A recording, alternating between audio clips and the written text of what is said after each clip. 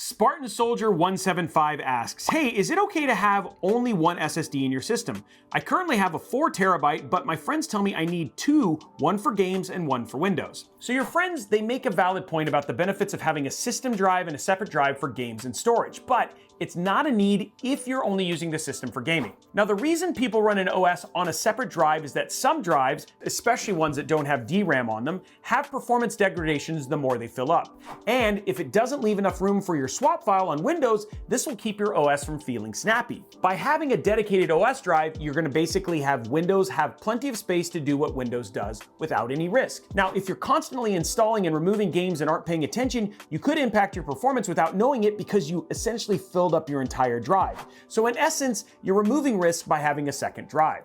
Now, with 4 terabytes, this is obviously less of a risk, but the risk is still there if you aren't paying attention. Now, if you are maintaining your drive and you aren't filling it up, then you don't need another drive. Would your load times benefit from a separate drive? Well, possibly, depending on the drive and your motherboard, but you're not doing anything harmful to your system by only having one drive. So here's the short of what I tell you. Don't run out and get a second drive unless you aren't going to pay attention and you want to have as many games on your SSD as possible. You should be good, at least until the next copy of Call of Duty comes out. Now, if you want to do what's optimal for your OS, then sure, you should give it its own drive.